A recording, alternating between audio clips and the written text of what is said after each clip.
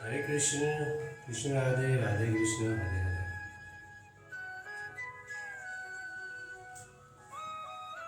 संबंध इस प्रकार धर्मय युद्ध करने में लाभ दिखलाने के बाद अब उसे ना करने में हानि दिखलाते हुए भगवान अर्जुन को युद्ध के लिए उत्साहित करते हैं।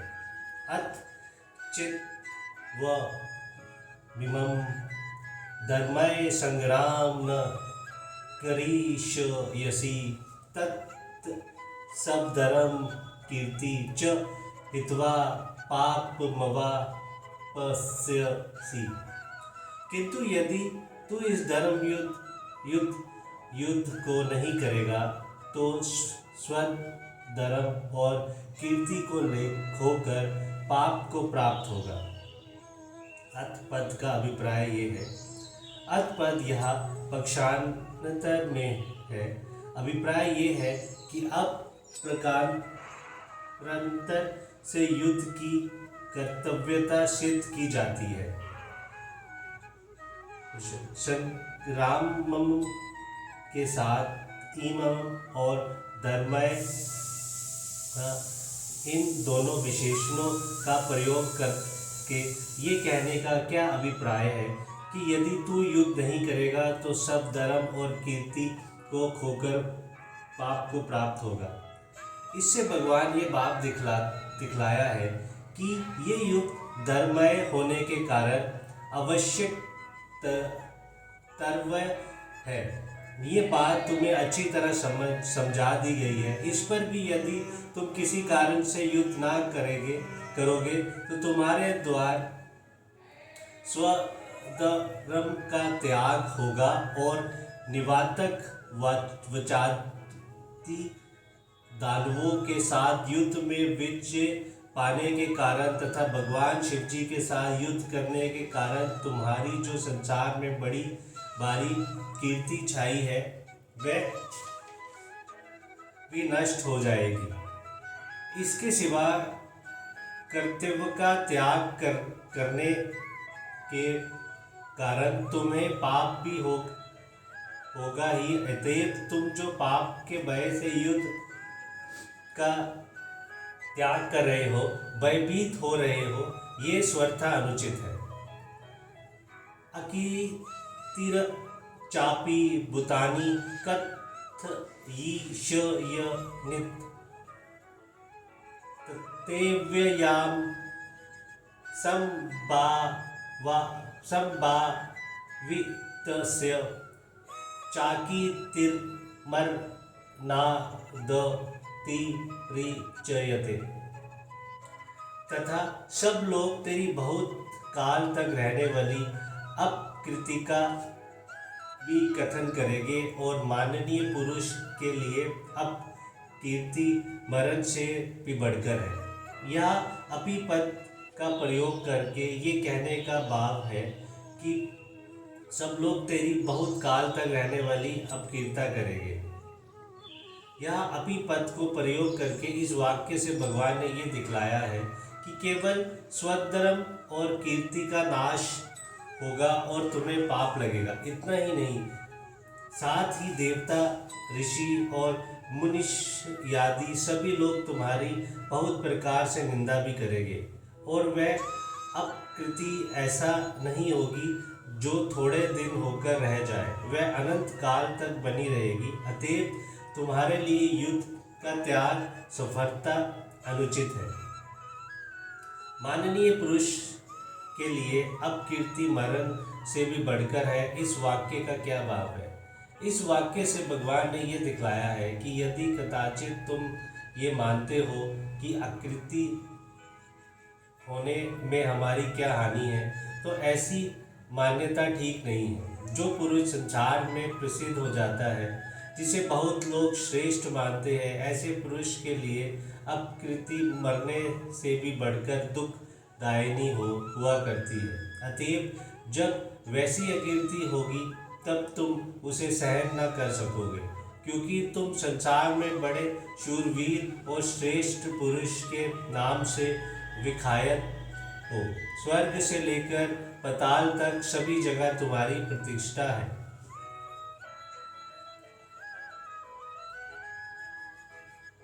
या दरन्ना दुप्रांत मनस्य नते तवा महारथा येष्य च तव बहुमतो भूत्वा यास्यसि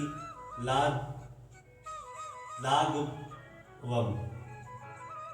और जिनकी दृष्टि से तू पहले बहुत सम्मानित होकर अब लघुता को प्राप्त होगा, वह महारथी लोग तुझे भय के कारण युद्ध से हटा हुआ मानेंगे। जिनकी दृष्टि तू बहुत सम्मानित होकर लगाव से प्राप्त हुआ है। इस वाक्य का क्या भाव है?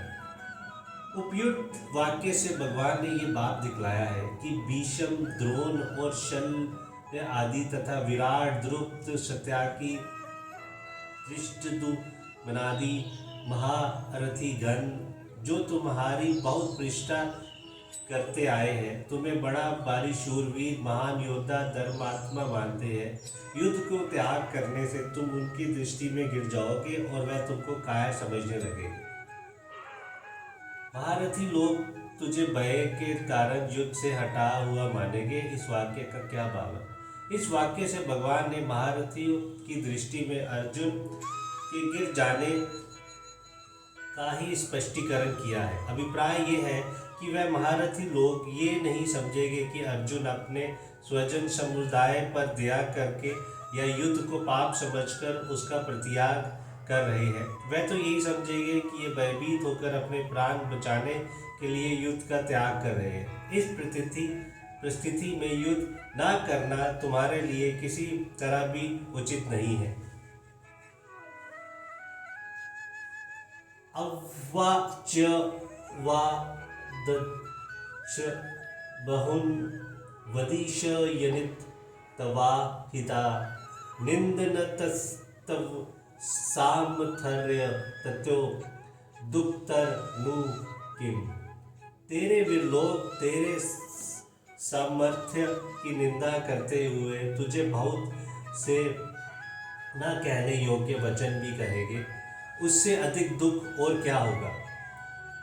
34वें श्लोक में ये बात कह दी थी कि सभी प्राणी तुम्हारी निंदा करेंगे। फिर यहाँ ये कहने में क्या विशेषता है कि तुम्हारे शत्रु लोग तुम्हारी सामर्थ्य का निंदा करते हुए तुम्हें बहुत से न कहने योग्य वचन भी कहेंगे। 34वें श्लोक में स्व साधारण के द्वारा सदा ही जानने वाली निंदा का वर्णन है। यहाँ दुर्योधन आदि शत्रु द्वारा मुंह पर कहे जाने वाली निंदा युक्त दुर्वचनों की बात है। वह निंदा तो केवल माननीय पुरुषों के लिए है ही अधिक दुखदायिनी होती है, सबके लिए नहीं। किंतु अपने मुंह पर शत्रुओं के दुर्वचनों को सुनकर तो साधारण मनुष्य को भी भयंकर दुख होता है। इसीलिए भगवान का कहना है कि केवल जगत में तुम्हारी निंदा होगी और तुम्हें जो अब तक बड़े शूरवीर मानते थे वह कायर समझने लगेंगे। इतनी ही बात नहीं है, किंतु उनमें से जो तुम्हारा अहित चाहने वाले हैं, तुम्हारे हानि से जिनको हर्ष होता है, वह तुम्हारे वेरी दुर्योधनादि तुम्हारे बल प्रकारम और युद्ध कौशल आदि की निंदा करते हुए तुम पर भांति भांति के असभ वाद बालों की वर्षा भी करेंगे। वे कहेंगे, अर्जुन जिस दिन का वीर है वही तो जन्म का ही नपुंसक है।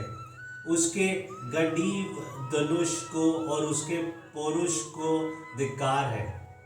उससे अधिक दुख और क्या होगा, इस वाक्य का अभिप्राय है।